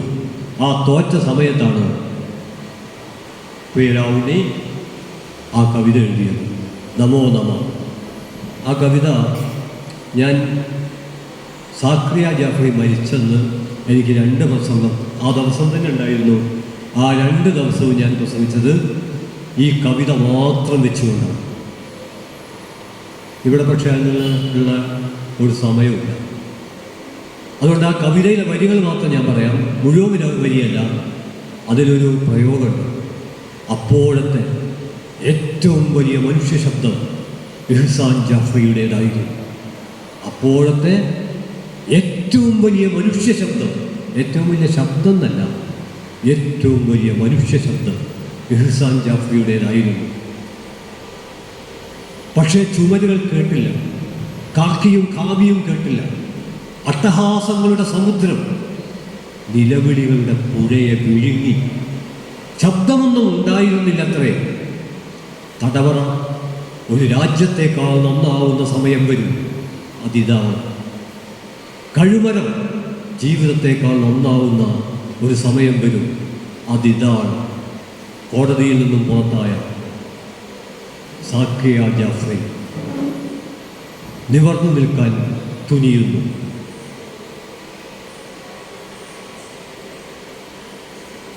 ഒരു മർത്യാകാരം, തീജ്വാല പടർന്ന ഒരു മർത്യാകാരം പോലെ. ഞാൻ സൂചിപ്പിക്കുന്നത് അന്ന് രാത്രി, ഒരുപക്ഷെ രാവുണ്ണിക്ക് ഒരു കവിത എന്നല്ല എഴുതുന്നത്, ഒരു രാത്രിയിലല്ല എഴുതുന്നത്, എത്രയോ രാത്രികളിലും പകലിലും കവിത എഴുതുന്നുണ്ട്. പക്ഷേ ഈ കവിത അദ്ദേഹത്തിന് ഉണ്ടാക്കിയൊരു അസ്വസ്ഥതയാണ്. എഴുതി ചൂടാറുന്നതിന് മുമ്പ് തന്നെ അത് പങ്കുവെക്കണം. ഈ അനുഭവം ഞാനും പങ്കുവച്ചിട്ടുണ്ട്. അത് ഔപചാരികമായ അർത്ഥത്തിലുള്ള ഒരു കവിത എന്ന നിലക്കല്ല, ഒരു കാലത്തിൻ്റെ വലിയൊരു സംഘർഷമായിരുന്നു. അതിലെ ആ സാക്കിയ ജാഫറിയാണ് 2 ആഴ്ച മുമ്പ് മരിച്ചത്. സാക്കിയ ജാഫറിയുടെ മകൾ, അവർ സഞ്ജീവ് ഭട്ടിൻ്റെ പ്രിയപ്പെട്ടവൾ ചോദാ ഭട്ട് നസ്രീൻ ജാഫറി എഴുതിയൊരു കത്തുണ്ട്. ആ കത്ത് വളരെ ഹൃദയസ്പർശിയാണ്. അത് ഈ കൂട്ടക്കൊല നടന്ന ആ ദിവസം 69 പേർ കൊല്ലപ്പെട്ട ഗുൽബർഗ് സൊസൈറ്റിയിൽ നിന്ന് എങ്ങനെയൊക്കെയോ ഉടുത്ത വസ്ത്രത്തോടെ രക്ഷപ്പെട്ട സാക്കിയ ജാഫറി അഹമ്മദാബാദിലെ ചമൻപുരിയിൽ തനിക്ക് പരിചയമുള്ള തൻ്റെ വീട്ടിൽ വന്ന, അവരുടെ വീട്ടിൽ താൻ പോയിട്ടുള്ള ഓരോ വീട്ടിൻ്റെയും വാതിലിൽ മുട്ടി എനിക്കൊരഭയം തരൂ എന്ന് നിലവിളിച്ചപ്പോൾ അവരോട് സൗഹൃദമുള്ളവർ കണ്ണീരോടെ സ്വന്തം വീടിൻ്റെ വാതിൽ അടച്ചുപൂട്ടി അവരെ ഇറക്കി വിടുകയായിരുന്നു ഉണ്ടായത്. ശോധാഭട്ട് പറയുന്നുണ്ട് സാക്രിയ ജാഫ്രിയോട്, നിങ്ങൾ വിചാരിക്കും 2 പതിറ്റാണ്ടോളം നിങ്ങൾ ജീവിച്ച പ്രദേശമാണ്, എല്ലാവർക്കും നിങ്ങളെ അറിയാം, നിങ്ങളുടെ പങ്കാളി ജീവിച്ചിരുന്നപ്പോൾ പല ആവശ്യങ്ങൾക്ക് അവർ വന്നിട്ടുണ്ട്, അദ്ദേഹം അതൊക്കെ നിവർത്തിച്ചു കൊടുത്തിട്ടുണ്ട്. അതുകൊണ്ട് നിങ്ങൾ വിചാരിക്കുമായിരിക്കും ഒരപകടത്തിൽ ഈ പരിചയം നിങ്ങൾക്കൊരു രക്ഷയാകുമെന്ന്. പക്ഷെ അത് രക്ഷയായില്ല. എന്നിട്ട് അവർ പറയുന്നുണ്ട്, അവർ കനഡയിലാണ് നസ്രീൻ ജാഫ്രി ജീവിക്കുന്നത്. അവർ പറയുന്നുണ്ട്, കനഡയിലാണ് ഇതുപോലൊരു പാർലമെൻ്ററി MP കൊല്ലപ്പെടുന്നതെങ്കിൽ കനഡയിലെ പ്രധാനമന്ത്രി മറ്റെല്ലാ അടിയന്തര പ്രവർത്തനവും നിർത്തിവെച്ച് ആ MP കൊല്ലപ്പെട്ട വീട്ടിലേക്ക് വരുമായിരുന്നു. പക്ഷേ പ്രിയ സുഹൃത്തെ, നിങ്ങൾ ജീവിക്കുന്നത് ഒരു ഫാസിസ്റ്റ് ഇന്ത്യയിലായിപ്പോയി എന്നവർ പറയുന്നുണ്ട്. ഇതാണ് പശ്ചാത്തലം. ഇതൊരു മലയാളിക്ക് മനസ്സിലാക്കുക. എത്രയോ സ്ഥലത്ത് സാംസ്കാരിക പ്രവർത്തകരുടെ നിലയ്ക്ക് ഞങ്ങൾക്ക് സംസാരിക്കുമ്പോൾ, പിന്നെ സംസാരിക്കുന്നതിലൊരു ചെറിയ പ്രശ്നം കൂടിയുണ്ട്. സംസാരിക്കുന്ന ആൾ ഒരു പ്രത്യേക മതവിഭാഗത്തിൽ, ഇടതുപക്ഷമായാലും മതനിരപേക്ഷവാദിയായാലും ഒരു പ്രത്യേക പേരുള്ള ആളാണെങ്കിൽ കുറച്ചുകൂടി എരിവ് കൂടിയ അഭിപ്രായ പ്രകടനങ്ങൾ, എന്താ മറ്റത് പറയാത്തത് എന്നൊക്കെയുള്ള ചോദ്യങ്ങൾ. സത്യത്തിൽ മെറിറ്റാണ് മാനദണ്ഡമെങ്കിൽ ഇന്ത്യയുടെ ആദ്യത്തെ രാഷ്ട്രപതി ആകേണ്ടിയിരുന്നത് മഹാത്മാ അംബേദ്കർ ആയിരുന്നു എന്ന് പലരും നിരീക്ഷിച്ചിട്ടുണ്ട്. ഞാൻ ആവർത്തിക്കുന്നു, മെറിറ്റാണ് അടിസ്ഥാനമെങ്കിൽ. രാജേന്ദ്ര പ്രസാദ് യോഗ്യതയില്ലാത്ത ആളൊന്നല്ല, വളരെ പ്രഗത്ഭനാണ്. പക്ഷേ മഹാത്മാ അംബേദ്കർ ജീവിച്ചിരിക്കെ ഇന്ത്യയുടെ ആദ്യത്തെ രാഷ്ട്രപതിയാവാൻ ഏറ്റവും അർഹൻ അദ്ദേഹമായിരുന്നു. അദ്ദേഹത്തെക്കുറിച്ച് ഇംഗ്ലീഷിലൊരു പ്രയോഗമുണ്ട്, the other father of the nation. അതിന് എൻ്റെ ഒരു ട്രാൻസ്ലേഷൻ ഉണ്ട്. അതർ എന്ന് പറഞ്ഞാൽ മറ്റൊരു. ഞാൻ ചൂണ്ടിക്കാണിക്കാൻ ശ്രമിക്കുന്ന ഒരു കാര്യം, യോഗ്യതയല്ല മാനദണ്ഡം, പറയുന്നത് സത്യമാണോ എന്നല്ല പ്രശ്നം, മറിച്ച് പറയുന്ന ആളുടെ രാഷ്ട്രീയ നിലപാട് പോലും അല്ല പ്രശ്നം, മറിച്ച് ബോധപൂർവമോ യാദൃച്ഛികമോ ആയി അയാൾ ഉൾപ്പെട്ട മതം, അയാളുടെ പേര്. സഖാവ് പ്രകാശ് കാരാട്ട് 2017 ദേശാഭിമാനിയിൽ എഴുതിയ ഒരു ലേഖനത്തിൻ്റെ തലക്കെട്ട് മുസ്ലിമാവുന്നത് അപകടകരമാവുന്ന കാലം. ആ അർത്ഥത്തിൽ ഇന്ത്യ വിഭജിക്കപ്പെട്ട ഒരു പശ്ചാത്തലത്തിൽ അവിടുന്ന് ഞാൻ തുടങ്ങിയത്. വിവേകാനന്ദന് 1893 അമേരിക്കയെ പറയാൻ പറ്റും, അന്ന് ഇന്ത്യയെ പറയാൻ പറ്റില്ല. പക്ഷെ അങ്ങനെ പറയാവുന്ന പാകത്തിലേക്ക് നിരവധി സമരങ്ങളിലൂടെ ഇന്ത്യ വളർന്നു. ആ വളർച്ചയുടെ മുരട്ടിലാണ് ഇന്ത്യൻ ഫാസിസ്റ്റുകൾ വെട്ടിയിരിക്കുന്നത് എന്നാണ് ഞാൻ ചൂണ്ടിക്കാണിക്കുന്നത്. ഇത് ചെറിയൊരു കാര്യമല്ല. അതിനെതിരെയുള്ള മഹാസമരത്തിൻ്റെ ഒരു തുരുത്താണ്, കോട്ടയാണ് കേരളം. കേരളത്തിലെ ഇടതുപക്ഷം, മതനിരപേക്ഷ പ്രസ്ഥാനം. അതുകൊണ്ട് കേരളത്തെ പട്ടിണിക്കിട്ട് കൊല്ലുക, കേരളം ഇന്ത്യയുടെ ഭാഗമല്ല എന്ന രീതിയിൽ ഒരു സർക്കാർ, മുമ്പൊക്കെ ചെറിയ തോതിലുള്ള വിവേചനമൊക്കെ ഉണ്ട്, ഇത് വിവേചനമല്ല, കേരളത്തെ വെട്ടാനുള്ള ഒരു ശ്രമമാണ്. ഞാൻ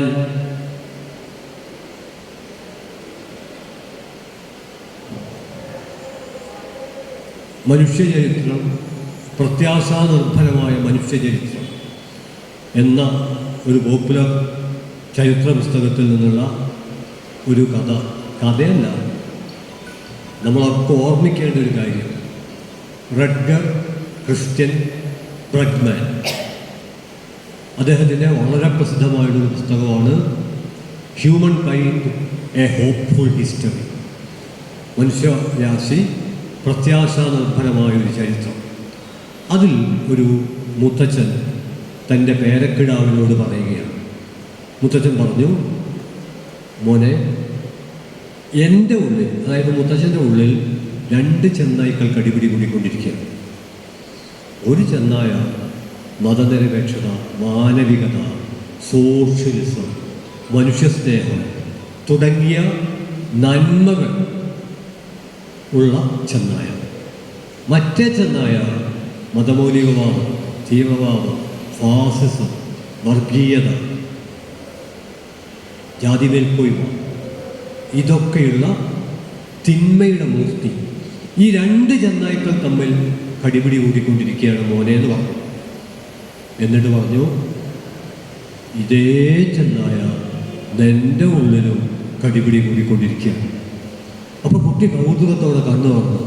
മുത്തച്ഛൻ ഒന്നുകൂടി പറഞ്ഞു, എൻ്റെ ഉള്ളിലും മാത്രമല്ല മനുഷ്യരായ മനുഷ്യരുടെ ഒക്കെ ഉള്ളിൽ ഈ രണ്ട് ചെന്നായ്ക്കൾ കടിപിടി കൂടിക്കൊണ്ടിരിക്കുകയാണ്.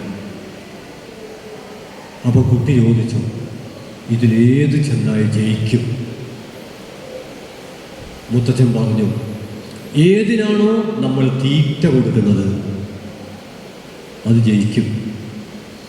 നമ്മുടെ ഈ സാംസ്കാരിക സമ്മേളനം അടക്കം ആ മതനിരപേക്ഷ ചെന്നായ കരുത്താർജിച്ച് ജയിച്ചു വരാനുള്ള തീറ്റകളാണ് നമ്മുടെ കവിത, നമ്മുടെ കഥ, നമ്മുടെ മുദ്രാവാക്യം, നമ്മുടെ സാന്നിധ്യം.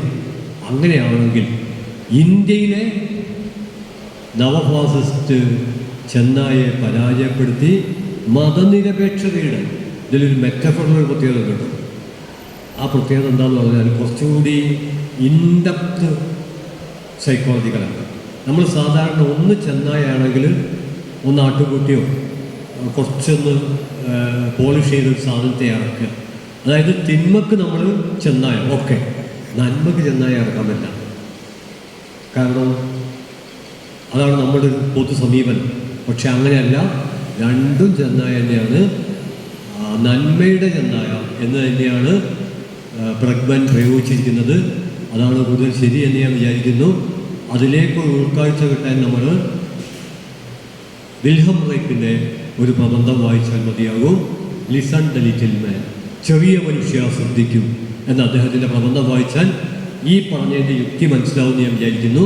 ഞാൻ വിവരിക്കുന്നില്ല. ഞാൻ പറഞ്ഞു വരുന്നത്, അങ്ങനെ മതനിരപേക്ഷ ചെന്നായ്ക്ക് കരുത്ത് വർദ്ധിപ്പിക്കാനുള്ള ഭക്ഷണം തയ്യാറാക്കുന്ന ഇന്ത്യയിലെ പ്രധാനപ്പെട്ട ഒരു കേന്ദ്രമാണ് കേരളം. അത് പൊളിച്ചു കഴിഞ്ഞാൽ പിന്നെ ഈ ചെന്നായയെ കൂടി മറ്റേ ചെന്നായ വിഴുങ്ങി ആകെ ഒരൊറ്റ ചെന്നായായിട്ട് ഇന്ത്യ മാറും. അതിനെ പ്രതിരോധിക്കുക എന്നുള്ളതാണ് കവിതയും ജീവിതവും എന്നുള്ളത് കൊണ്ട് നമ്മൾ വിവക്ഷിക്കുന്നത്. മൂന്നാമത് ഞാൻ സൂചിപ്പിക്കാൻ ശ്രമിക്കുന്നത്, നമ്മുടെ ഒക്കെ ജീവിതത്തിൽ കവിതയുണ്ട് എന്ന് പറയുമ്പോൾ നമ്മൾ എന്താണ് അർത്ഥമാക്കുന്നത്? നമ്മളെ തന്നെ ഒന്ന് നോക്കിയാൽ മതി. പലവിധ പരിമിതികൾക്ക്, പ്രയാസങ്ങൾക്ക് ഒക്കെ ഇടയിൽ വീർപ്പുമുട്ടി ജീവിക്കുമ്പോഴും നമ്മുടെ ജീവിതത്തിൽ ചില ആഹ്ലാദങ്ങൾ, വിസ്മയങ്ങൾ, ചില സ്വപ്നങ്ങൾ ഒക്കെയുണ്ട്. ആ വിസ്മയങ്ങളും സ്വപ്നങ്ങളും എല്ലാം അതിനെ നമുക്ക് അസംസ്കൃത പദാർത്ഥമായി കരുതാമെങ്കിൽ അതൊക്കെ ചേർത്തിട്ട് തന്നെയാണ് നമ്മൾ ഈ കവിത. ഞാൻ സാധാരണ ഇന്ന് കവിതയൊക്കെ പറയുമ്പോൾ വലിയ പ്രശ്നമുണ്ട്. കാരണം മിക്കവാറും കേരളത്തിലെ എല്ലാ മനുഷ്യരും കവിത എഴുതി തുടങ്ങിയ ഒരു കാലത്താണ് നമ്മൾ ജീവിക്കുന്നത്. അതിനെതിരെ വലിയ പരിഹാസവും ഒക്കെ ഉണ്ട്. അതിനെ സാമൂഹ്യശാസ്ത്രപരമായിട്ടും കാണാം, സൗന്ദര്യശാസ്ത്രപരമായിട്ടും കാണാം. സാമൂഹ്യശാസ്ത്രപരമായിട്ട് അതിനെ സർവാത്മനാ സ്വാഗതം ചെയ്യണം. സൗന്ദര്യശാസ്ത്രപരമായിട്ട് എഴുതപ്പെട്ട കവിതകളുടെ കാവ്യാത്മകത വിമർശനപരമായി പരിശോധിച്ചുകൊണ്ട് അടയാളപ്പെടുത്തണം. രണ്ടും തമ്മിൽ കൂട്ടിക്കുഴയ്ക്കേണ്ട ഒരു കാര്യമില്ല. അതുകൊണ്ട് ഞാൻ സാമൂഹ്യശാസ്ത്രപരമായി എല്ലാ കവിതകളെയും അഭിവാദ്യം ചെയ്യുകയാണ്. കാരണം സച്ചിദാനന്ദ മാഷ്ടൊക്കെ പഴയൊരു കവിതയിൽ പറയുന്നുണ്ടല്ലോ, പൂവുകളെക്കുറിച്ച് പാടാവുന്ന ഒരു കാലം വരും, അന്ന് എല്ലാ മനുഷ്യരും കവികളാവും. പൂവുകളെക്കുറിച്ച് പറയുന്നതും വേണ്ട, അല്ലാതെ തന്നെ കേരളത്തിൽ ഇന്ന് ഏറെക്കുറെ എല്ലാ മനുഷ്യരും കവികളായിക്കൊണ്ടിരിക്കുകയാണ്. അത് സ്വാഗതാർഹമാണ്. ഞാൻ ഇനി പറയുന്നത് നമ്മുടെ ഈ വിഷയത്തിലേക്ക് ഒരു ചവിട്ടുപടിയായി പരിഗണിക്കാവുന്ന ഒരു ചെറിയ കവിത, 6 വരി. ഇതിനെ ഞാൻ ഉൾപ്പെടുത്തിയിരിക്കുന്നത് പോസ്റ്റർ കവിത എന്ന വകുപ്പിലാണ്. അത് പുതിയ കാലത്തെ ഏറ്റവും പ്രധാനപ്പെട്ട ഒരു കാവ്യ ഗണമായിട്ട് ജനറായിട്ട് മാറിക്കഴിഞ്ഞ ഒന്നാണ് പോസ്റ്റർ കവിത. അതിൽപ്പെട്ട ഒരു കവിതയാണ് ജി ശ്രീകുമാറിൻ്റെ അരുത് എന്ന കവിത.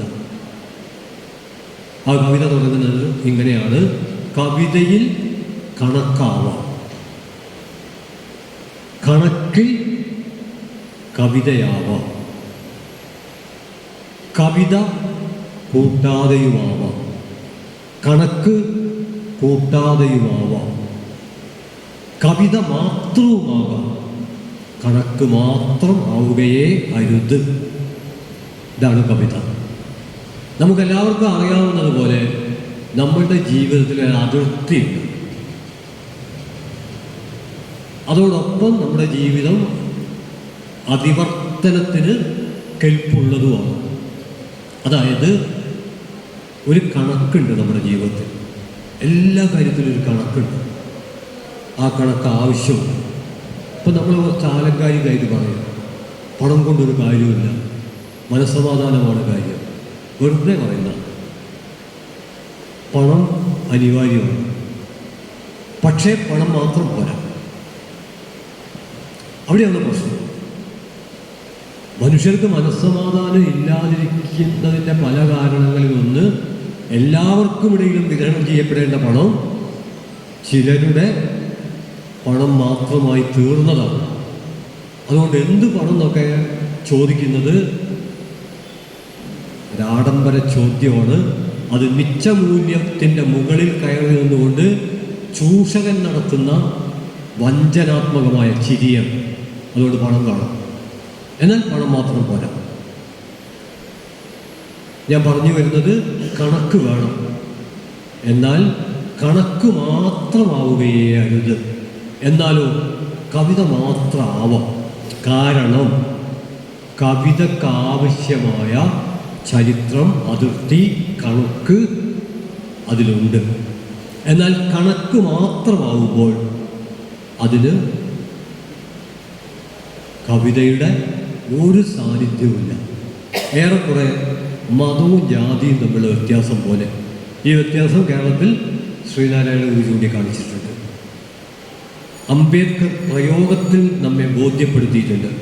ഏറ്റവും കൂടുതൽ പുസ്തകങ്ങൾ സ്നേഹിച്ച ഒരാളായിരുന്നു അംബേദ്കർ. നമ്മൾ കണ്ടിട്ടുണ്ടല്ലോ, അദ്ദേഹത്തിൻ്റെ കയ്യിൽ തന്നെ പുസ്തകമൊക്കെ വെച്ചിട്ടുള്ളൊരു സംഭവമാണ്. അഗാധമായി പുസ്തകങ്ങൾ സ്നേഹിച്ച ഒരാളാണ്. പക്ഷെ അദ്ദേഹം ഒരു കൃതി തീയിട്ട് ചൂട്ടിട്ടുണ്ട്. ഒരു പുസ്തകവും ചൂടാൻ പാടില്ല, പക്ഷെ ഒരൊറ്റ കൃതി അദ്ദേഹം ചൂട്ടിട്ടുണ്ട്. അദ്ദേഹം ദ്വിജ സാഹിത്യത്തിൽ, ജാതി മേൽക്കോയ്മ സാഹിത്യത്തിൽ 6 കൃതികൾ പെടുത്തിയിട്ടുണ്ട്. മഹാഭാരതമുണ്ട്, രാമായണമുണ്ട്, ശാങ്കരവേദാന്തമുണ്ട്, പുരാണങ്ങളുണ്ട്, ഭഗവത്ഗീത ഉണ്ട്, മനുസ്മൃതി ഉണ്ട്. പക്ഷേ തീയിട്ട് ചുട്ടത് മനുസ്മൃതി മാത്രം. ബാക്കി 5 എണ്ണത്തിനും വ്യത്യസ്ത വ്യാഖ്യാനങ്ങളാവാം. അംബേദ്കറും വ്യാഖ്യാനം എഴുതിയിട്ടുണ്ട്, അതിൻ്റെ പരിമിതികൾ ചൂണ്ടിക്കാണിച്ചിട്ടുണ്ട്. പക്ഷെ ഇത് ചുട്ടുകരിക്കാൻ എന്താണ് കാരണം? അതിൻ്റെ യുക്തിയാണ് ഞാൻ പറഞ്ഞത്. ഇത് അധികാരത്തിൻ്റെ ഒരു കണക്കാണ്, അധികാരത്തിൻ്റെ വെറും കണക്കാണ് മനുസ്മൃതി. എന്നാൽ മതങ്ങളാവട്ടെ, ശ്രീനാരായണ ഗുരുവിൻ്റെ വാക്കുകൾ കടമെടുത്താൽ അതിൽ മൂല്യങ്ങളുണ്ട്, കവിത ഉണ്ട്, അസംബന്ധങ്ങളുണ്ട്. അതുകൊണ്ട് ആ മൂല്യങ്ങൾ നിലനിർത്തേണ്ടതുള്ളത് കൊണ്ടാണ് അതിനെ വിമർശനാത്മകമായി സ്വീകരിക്കാം, തിരസ്കരിക്കാം. അത് സംവാദത്തിൻ്റെ വിഷയമാണ്. എന്നാൽ മനുസ്മൃതിയിൽ സംവാദത്തിൻ്റെ ഒരു സ്കോപ്പില്ല. മൊയ്ത ബർഗൂത്തി വളരെ സമാധാനവാദിയായ ഒരു പാലസ്തീനിയൻ കവിയാണ്. പക്ഷെ അവരൊരു ഘട്ടത്തിൽ പറയുന്നുണ്ട്, ഞങ്ങൾക്ക് പാലസ്തീൻ നഷ്ടപ്പെട്ടത് തർക്കത്തിലല്ല, ബലപ്രയോഗത്തിലാണ്. അതുകൊണ്ട് അത് സംവാദ വിഷയമല്ല. ഞാൻ ആവർത്തിക്കാം, ഞങ്ങൾക്ക് ഞങ്ങളുടെ പാലസ്തീൻ നഷ്ടപ്പെട്ടത് സംവാദത്തിലല്ല, ബലപ്രയോഗത്തിലാണ്. അതുകൊണ്ട് അക്കാര്യത്തിൽ ബാക്കി എല്ലാ കാര്യത്തിലും സംവാദം ഉയർത്തിപ്പിടിക്കുന്ന പ്രതിരോധ കവിയാണ് മുറിദ. പക്ഷേ അവർ പറയുന്നു, പാലസ്തീൻ ഞങ്ങൾക്ക് നഷ്ടപ്പെട്ട സംവാദത്തിലോ തർക്കത്തിലോ അല്ല, അതുകൊണ്ട് അവിടെ തർക്കത്തിൻ്റെയോ സംവാദത്തിൻ്റെയോ പ്രശ്നമില്ല, ബലപ്രയോഗത്തിലൂടെയാണ് ഞങ്ങളിൽ നിന്നും അത് പിടിച്ചെടുത്തത് എന്നവർ പറയുന്നുണ്ട്. അതുപോലെ വിയോജിപ്പുള്ള പലതുമായും സംവാദമാവാം. പക്ഷേ വിയോജിപ്പുകളെപ്പോലും കരിച്ചു കളയുന്നു. യോജിപ്പ് വിയോജിപ്പ് എന്ന ബൈനറിയെ പോലും അസാധ്യമാക്കുന്ന ഒരു മേൽക്കോയ്മയുടെ മാനിഫെസ്റ്റോ. അത് വെറും കണക്കാണ്, അധികാരത്തിൻ്റെ കണക്കാണ്. നമ്മുടെയൊക്കെ ജീവിതത്തിലേക്ക് അവസാനമായി ഞാൻ ആലോചിക്കാൻ ശ്രമിക്കുന്നത്, നമ്മൾ അറിയാതെ നമ്മുടെയൊക്കെ ജീവിതത്തിലേക്ക് അധികാരത്തിൻ്റെ കണക്കുകൾ നിൽപ്പിൽ, ഇരിപ്പിൽ, ഭാവത്തിൽ, സംഭാഷണത്തിൽ, അഭിപ്രായ പ്രകടനങ്ങളിൽ, ബന്ധങ്ങളിൽ അറിഞ്ഞും അറിയാതെയും അധികാരത്തിൻ്റെ ഒരു വൈറസ് കടന്നു വരുന്നുണ്ടോ? അധികാരത്തിൻ്റെ വൈറസ് ഇടിച്ചു കയറുന്നിടത്ത് പൊരുതി നിൽക്കാൻ കവിതയ്ക്ക് പ്രയാസമാണ്. അങ്ങനെ കവിത നഷ്ടപ്പെടുകയും അധികാരം ശരീരത്തിലും മനസ്സിലും മസ്തിഷ്കത്തിലും ബന്ധങ്ങളിലും ഭാഷയിലും ഒക്കെ നിറയുകയും ചെയ്താൽ, ഒന്നുകൂടി പിഴിഞ്ഞാൽ അധികാരത്തിൻ്റെ ചലം മാത്രമാണ് നമ്മുടെ ശരീരത്തിൽ നിന്ന് വരുന്നതെങ്കിൽ അത് വലിയൊരു അപകടത്തിലേക്ക് നമ്മളെ നയിക്കും എന്ന കാര്യത്തിൽ യാതൊരു തർക്കവുമില്ല. അത്തരമൊരവസ്ഥയിലേക്ക് നമ്മൾ വഴുക്കി പോകാതിരിക്കാനുള്ള നിതാന്തമായ ജാഗ്രത, അതിൽ പുരോഗമന കലാസാഹിത്യ സംഘത്തിന് നേതൃത്വപരമായ പങ്കുവഹിക്കാൻ കഴിയും എന്ന് തന്നെയാണ് ഞാൻ കരുതുന്നത്. ഞാൻ കേരളത്തെക്കുറിച്ച് മാത്രം ഒരു കാര്യം ഞാൻ പറയാം. കേരളത്തിൽ ഇപ്പോൾ സംഭവിച്ചുകൊണ്ടിരിക്കുന്നത് നമ്മൾ മതനിരപേക്ഷതയുടെ കാവൽക്കോട്ടൊക്കെ തന്നെയാണ്, ഒരു സംശയം ആ കാര്യത്തിൽ വേണ്ട. പക്ഷേ ഉത്തരേന്ത്യയിലൊക്കെ ഫാസത്തെ അനുകൂലിക്കുന്നവർ, പ്രയാസപ്പെട്ടാണെങ്കിലും അതിനെ എതിർക്കുന്നവർ എന്ന രണ്ട് വിഭാഗമാണുള്ളതെങ്കിൽ കേരളത്തിലൊരു മൂന്നാം വിഭാഗം പതുക്കെ വളർന്നുകൊണ്ടിരിക്കുന്നുണ്ട്. അവർ ഫാസത്തെ അനുകൂലിക്കുന്നവരല്ല, അതിനെ എതിർക്കുന്നവരുമല്ല, അതിനിടയിൽ നിൽക്കുന്നവരാണ്. ഞാൻ അവരെ എൻ്റെ ഒരു പ്രബന്ധത്തിൽ ഫാസിസ്റ്റുകളല്ലാത്ത ഫാസിസ്റ്റുകൾ എന്ന് വിളിക്കാനുണ്ടായ കാരണം, ഏത് സമയത്തും, ഇതൊരു തൃശ്ശൂരിലെ മാത്രം പ്രശ്നമല്ല എന്ന് അടിവരാം, ഏത് സമയത്തും ഫാസിസ്റ്റ് ചേരിയിലേക്ക് വഴുക്കി പോകാൻ കൊതിച്ചു നിൽക്കുന്നവർ. നമ്മളിങ്ങനെ വഴുക്കി വീഴാന്നൊക്കെ പറയണം, അങ്ങനെയല്ല. കുട്ടികളൊക്കെ ഈ ചളിപ്രദേശത്ത് ഈ പാളൊക്കെ വെച്ചിട്ട് വഴുക്ക് കളി കളിക്കും. വഴുക്കലൊരു ഗെയിമായിട്ട് വരും. അതുപോലെ തന്നെ വഴുക്കി കിട്ടാൻ പാകത്തിൽ നിൽക്കുന്ന കുറേ മനുഷ്യർ കേരളത്തിൽ ചിലരിങ്ങനെ പച്ചക്ക് സംസാരിക്കുന്നത് ഞാൻ കേട്ടിട്ടുണ്ട്. ഇവിടെ LDF UDF ഒക്കെ മാറി മാറി വന്നില്ലേ, ഇനി അവരൊന്ന് വരട്ടെ. ഇത് നേരത്തെ ഇന്ത്യൻ പശ്ചാത്തലത്തിൽ ചിലർ ഉന്നയിച്ചൊരു വാദം. കുറേ കാലമായില്ലേ കോൺഗ്രസ് ഭരിക്കുന്നത്, ഇനി വേറെ ആരെങ്കിലും ഒന്ന് ഭരിക്കട്ടെ. അത് ഇന്ത്യയിലെ ജാതി മേൽക്കോയ്മ രാഷ്ട്രീയമായാൽ എന്താണ് കുഴപ്പം? എന്തെങ്കിലും കുഴപ്പമുണ്ടെങ്കിൽ അടുത്ത തെരഞ്ഞെടുപ്പിൽ നമുക്ക് തെരഞ്ഞെടുപ്പുണ്ടല്ലോ. അതേ യുക്തി കേരളത്തിലും പരസ്യമായി പറഞ്ഞുകൊണ്ടിരിക്കുന്ന ഒരു വിഭാഗം രൂപപ്പെട്ടു വരുന്ന ഒരു കാലത്താണ് പൂക്കാസ മലയാളത്തിൻ്റെ പ്രിയപ്പെട്ട കവി ശ്രീരാവുവിനെ അഭിവാദ്യം ചെയ്യാൻ ഇത്തരം ഒരു സാംസ്കാരിക പരിപാടി. സത്യത്തിൽ അദ്ദേഹത്തിൻ്റെ കവിതയെക്കുറിച്ചൊക്കെ ഇവിടെ പ്രധാനമായും പ്രബന്ധങ്ങൾ അവതരിപ്പിക്കപ്പെടാൻ പോകുന്നുണ്ട്. അദ്ദേഹത്തിൻ്റെ ഒരു മറുമൊഴിയുണ്ട്. അതൊക്കെ കേൾക്കാനാണ് നമ്മൾ കാത്തിരിക്കുന്നത്. ഞാനും അത് ആഗ്രഹിക്കുന്നുണ്ട്. പക്ഷേ കുറച്ച് ദൂരെ നിന്ന് വന്നതുകൊണ്ട് ഞാനിത് മുഴുവൻ കേൾക്കാൻ ഇരിക്കണമെന്ന് മനസ്സ് കൊതിക്കുന്നുണ്ടെങ്കിലും ശരീരം അനുവദിക്കാത്തത് കൊണ്ട് നാളെയും ഇതുപോലെ ബാഗും തൂക്കി, നാളെ മാത്രമല്ല നാളെയും മറ്റന്നാളൊക്കെ ഇതുപോലെ ബാഗും തൂക്കി പോകാനുള്ളത് കൊണ്ട് ഞാൻ എൻ്റെ ഈ ഇടപെടൽ കഴിഞ്ഞ് 2 മിനിറ്റ് ഇരുന്നിട്ട് ഇടംബലം തിരിയാതെ ഞാൻ ബാഗ് എടുത്തിട്ട് ഒരൊറ്റ പോക്കായിരിക്കും. ഒന്നും വിചാരിക്കേണ്ട, നന്ദി പഠനം കഴിഞ്ഞിട്ടേ പോകാവൂ എന്ന നിലപാടുള്ള ഒരാളാണ് ഞാൻ. അതിന് കാരണം കൂടി പറയാം, എന്നിട്ട് അവസാനിപ്പിക്കാം. ഉദ്ഘാടനത്തിന് ആളുണ്ടാവും, അധ്യക്ഷ പ്രസംഗത്തിന് ആളുണ്ടാവും, വിഷയാവതരണത്തിന് ആളുണ്ടാവും, എല്ലാത്തിനും ആളുണ്ടാവും. നന്ദി പ്രകടനം എന്ന് പറയേണ്ട സമയം സദസ്സ് കാര്യമാവും. ഒരു നന്ദിയില്ലാത്ത ഏർപ്പാടാണ്, ഒരു മര്യാദയില്ലാത്ത ഏർപ്പാടാണ്. ഇതെന്താ ഇതിൻ്റെ യുക്തി എന്ന് എനിക്ക് മനസ്സിലായില്ല. ഇന്നലെ ഞാനൊരു സാംസ്കാരിക പരിപാടിയിൽ ഞാനും ആലക്കോട് ലീലാകൃഷ്ണനും പങ്കെടുത്തു. ഞാനായിരുന്നു ആമുഖം അധ്യക്ഷൻ നടത്തിയത്. അപ്പോൾ ഞാൻ പറഞ്ഞു, ഈ നന്ദി പ്രകടനം എന്ന് കേൾക്കുമ്പോഴേക്ക് പോകുന്ന ആ പരിപാടി കുറേ കാലമായി കണ്ടുവരുന്നുണ്ട്, ഇനി അത് അവസാനിപ്പിക്കണം. എന്തോ അറിയില്ല, അവിടെ നന്ദി പ്രകടനം കഴിഞ്ഞിട്ടും ആൾ പോയില്ല. അത്ഭുതമാണ്, നന്ദി പ്രകടനം കഴിഞ്ഞിട്ടും ആൾ പോകുന്നില്ല. അപ്പോൾ നന്ദി പ്രകടനം നടത്തിയ ആൾ വീണ്ടും എന്നോട്, അധ്യക്ഷനോട്, അല്ല ഇനി നമ്മൾ പിരിഞ്ഞു പോവല്ലേ? ഞാൻ പറഞ്ഞ സംശയം എന്താണ്? അപ്പോൾ ആളുകൾ ഒരു 5-10 ആൾ കൂട്ടം കൂടി അതുവരെ നടന്ന കാര്യങ്ങളും ഒക്കെ സംസാരിച്ച്, അതാണ് ഒരു സാംസ്കാരിക സമ്മേളനത്തിൻ്റെ ഗാംഭീര്യം എന്ന് പറഞ്ഞത്. അല്ലാതെ നന്ദി പ്രകടനം പറയുമ്പോഴേക്ക് എല്ലാവരും പോവുക, അങ്ങനെ അവിടെ പ്രസംഗിച്ച് അവിടെ മുഴുവൻ ആളുകളെയും നന്ദി പ്രകടനം കേൾപ്പിച്ച് ഇന്നലെ കഴിഞ്ഞ് ഇന്നിവിടെ വന്നിട്ട് ഞാൻ തന്നെ നന്ദി പ്രകടനത്തിന് മുമ്പ് പോകുമ്പോൾ അവിടെയുള്ള ആളൊന്നും ഇവിടെ ഇല്ല, എന്നാലും അവിടെയുള്ള ആളുകളൊക്കെ എൻ്റെ ഉള്ളിലുണ്ട്. അതുകൊണ്ട് എനിക്കൊരു അസ്വസ്ഥത ഉണ്ടാവും. അതുകൊണ്ടാണ് ഞാൻ പറയുന്നത്, തീരെ വയ്യാത്തത് കൊണ്ടാണ്, ദൂരെ എത്താനുള്ളത് കൊണ്ടാണ്. നിങ്ങളുടെ അനുവാദത്തോടെ നന്ദി ഞാൻ മറ്റ് പരോക്ഷ തലത്തിൽ സ്വീകരിക്കുന്നതായിരിക്കുമെന്ന് നന്ദി പ്രകടനം നടത്തുന്ന സുഹൃത്തിനെ അറിയിച്ചുകൊണ്ട് നിങ്ങളെ അഭിവാദ്യം ചെയ്തുകൊണ്ട് എൻ്റെ വാക്കുകൾ അവസാനിപ്പിക്കുന്നു. അഭിവാദ്യങ്ങൾ. നന്ദി മാഷെ, ഉള്ളു തുറപ്പിക്കുന്ന വാക്കുകൾക്ക്. നമ്മുടെ എല്ലാം മറവിയിലേക്ക് പോയ പല കാര്യങ്ങളെയും മാഷ് വീണ്ടും ഓർമ്മിപ്പിച്ചു. ഓരോ സാംസ്കാരിക പ്രവർത്തകനുമുണ്ടായ ലഭിച്ച ഊർജം ചെറുതല്ല. അടുത്തതായി സംസ്ഥാന സ്കൂൾ കലോത്സവ ജേതാക്കൾക്കുള്ള ആദരവാണ്. പേര് വിളിക്കുന്ന മുറയ്ക്ക് കുട്ടികൾ ഓരോ